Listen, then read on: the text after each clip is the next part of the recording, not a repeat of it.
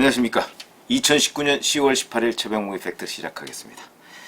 자, 민변 전성시대, 참여연대 전성시대, 뭐 이런 얘기가 문재인 정부 들어서 나오고 있죠. 그런데 정말 그 전성시대가 현실로 도래하는 일이 벌어지는 것 아닌가, 뭐 이런 얘기들이 나오고 있습니다. 그 일단이 지금 드러났습니다. 무슨 얘기냐면 법무검찰개혁위원회라고 있죠. 거기에서 오늘 바로 결정을 해서 법무부에다 권고를 했는데, 자, 탈검찰화가 이행되지 않은 법무부 기획조정실장에 일반직 공무원이나 외부 인사를 임명하라, 이렇게 권고를 했습니다. 그 다음에 검찰국장까지 내년 인사, 그때까지 비검사로, 모든 검사 보직을 비검사로, 그러니까 검찰국장도 비검사로 해라. 그 다음에 모든 검사 보직을 없앨 계획을 세우라. 법무부에서 검사들은 다 검찰로 보내겠다, 이런 얘기입니다. 자, 그러면 이제 검찰국장은 검사들의 인사를 담당하는 부서고, 그 다음에 기획관리실장인 예산을 담당하는 부서입니다. 자, 뭐 예산을 담당하는 부서를 비검사로 보직하겠다. 뭐 그건 나름 뭐 일리가 있습니다만은, 자, 검사들의 인사를 담당하는 검찰국장 자리를 비검사로 하겠다. 그리고 외부 인사로 개방하겠다. 그런데 뭐 그게 이름 뭐 개혁이다, 뭐 이렇게 주장할 수 있을지 모르죠. 그러나 우리가 지금 이제 주목하는 분야는, 자, 먼저 조국 전 법무장관 이전에 박상기 법무장관이었죠. 문재인 정부의 초대 법무장관이었습니다. 근데 그 이후에 법무부의 탈검찰화를 추진한다고 해서 외부 인사 또는 공모, 개방형 뭐 이런 식으로 인사를 한 사람들이 있습니다. 법무실장, 이용구 법무실장 있었죠. 그 다음에 황희석 인권국장, 그 다음에 차규근 출입국 외국인 정책본부장. 이 사람들 다 민변 출신입니다. 그러면 앞으로 비검사 출신이 만약에 법무부에 고위직으로 간다고 하면 또다시 전부 다 민변 출신이 장악하는 것 아니냐. 금방 이런 걸 떠올리지 않습니까? 그러면 결국, 자, 민변 출신이 법무부를 장악하려는 그런 큰 그림을 그리고 있나? 그게 바로 검찰개혁인가? 이런 생각을 안 할 수가 없습니다. 자, 잘 생각해 보십시오. 최근에 또 검찰개혁안 중에서 대검 또는 검찰의 감찰 권한을 법무부로 가져가겠다, 이런 것도 있었습니다. 감찰이라는 게 뭐죠? 그러니까 검사가 제대로 수사 활동을 하고 있는지를 사실상 감시하는 역할을 하고 있는 것 아닙니까? 그러니까 감찰은 엄밀하게 따지면 그것도 또 하나의 수사입니다. 그런데 지금 그 기능을 법무부로 가져가겠다고 하는 겁니다. 그러면 이제 법무부에서는 인사, 예산, 그 다음에 감찰, 이 세 가지 기능을 가지고 이제 대검을 비롯한 전국의 지검들을 다 장악하고 좌지우지하겠다, 통제하겠다, 이런 걸로 보이죠. 그러면 검찰총장은 어찌 보면 허수아비가 되는, 그러니까 검찰총장은 수사에 관해서만 지휘를 할 수 있도록 되는 건데, 검찰청법에 보면 또 수사도 법무부 장관이 검찰총장을 통하여서 지휘를 할 수 있도록 되어 있습니다. 그러면 결국 법무부만 장악하면 검찰은 다 좌지우지할 수 있다.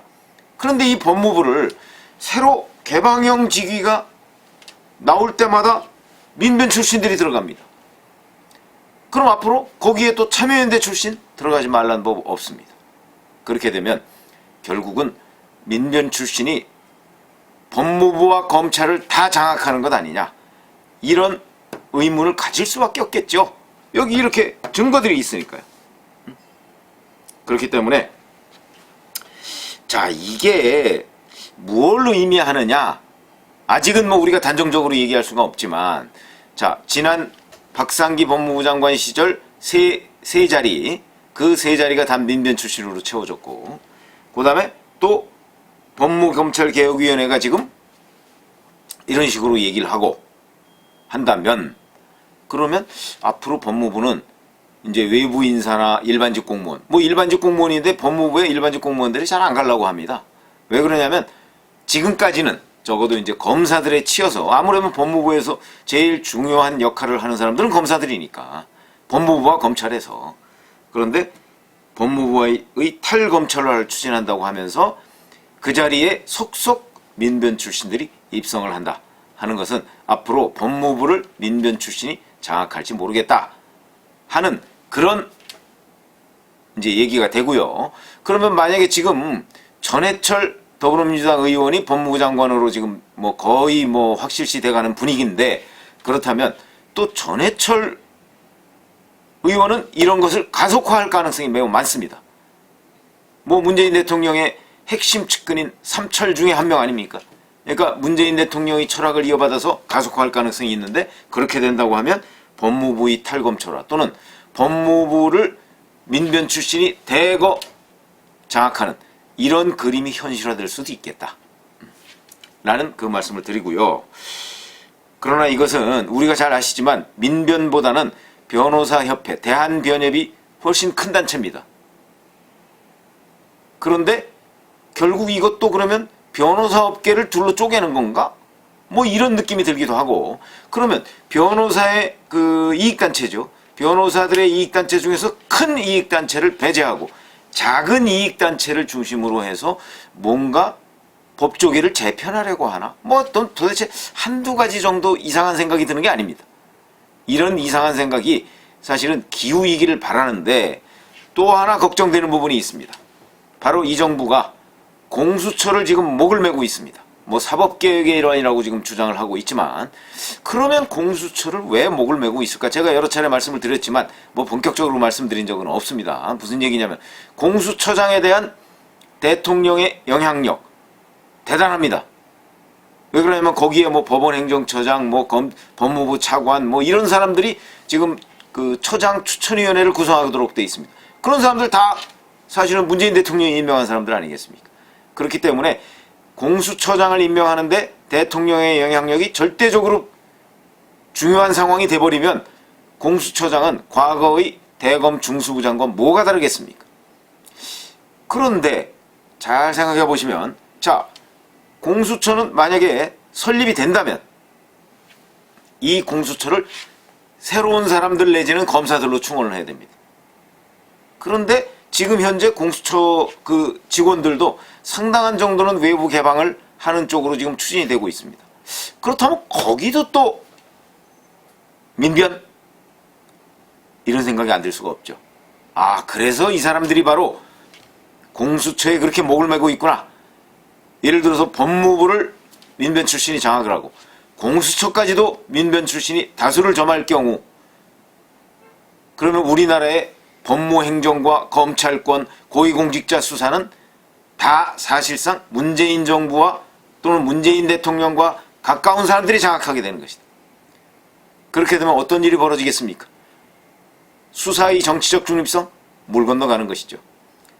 지금 윤석열 검찰총장 같은 사람이 나와서 살아있는 권력에 손을 대는데 잘 아시지만 최근 참여연대 사태 보시죠.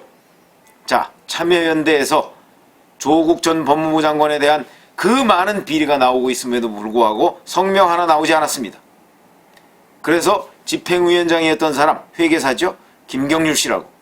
그 회계사가 경제학 박사, 경제 전문가들을 동원해서 몇 박 며칠을 밤을 새가면서 이 조국 전 법무부 장관의 사모펀드 의혹을 분석했더니 한번 보도를 제가 해드린 적이 있습니다만은 권력형 비리일 가능성이 매우 높다.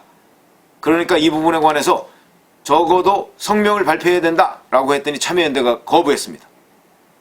거부한 정도에 그친 게 아니고요. 오히려 이 김경률 씨를 징계하겠다고 그 사표를 수리하지 않고 있는 거 아니겠습니까? 그리고 최근에 김경률 씨가 다시 또 폭로를 했는데 자, 이 조국 전 장관에 관한 성명서라도 발표를 하자라고 얘기했더니 그러면 그 참여연대 간부가 그랬다는 거 아닙니까? 그러면 윤석열 검찰총장의 사생활 문제도 같이 거론을 하자.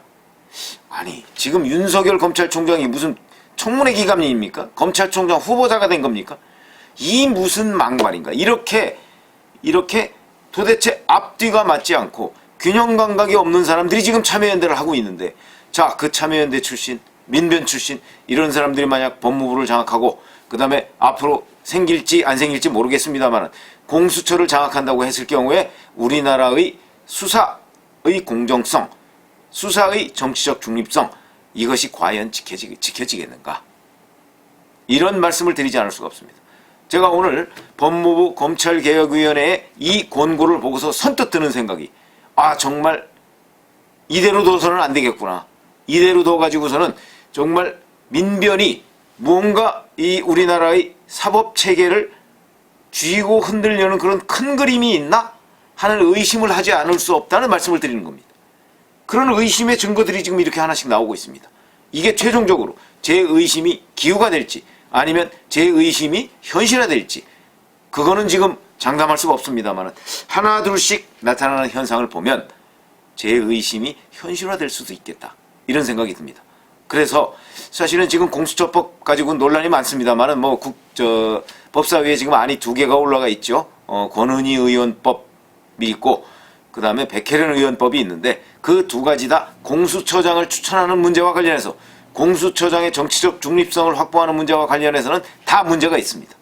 그렇기 때문에 이 부분에 관한 재검토가 필요하고요. 그 다음에 만약에 공수처 직원을 앞으로 뽑을 때 특정 집단 또는 특히 민변같이 어떤 그 정치적 중립성을 지킬 수 없는 집단 이런 집단이 다수를 차지하는 쪽 차지하도록 왜 그러냐면 인사권이 문재인 정부의 실력자들한테 있을 거 아니겠습니까?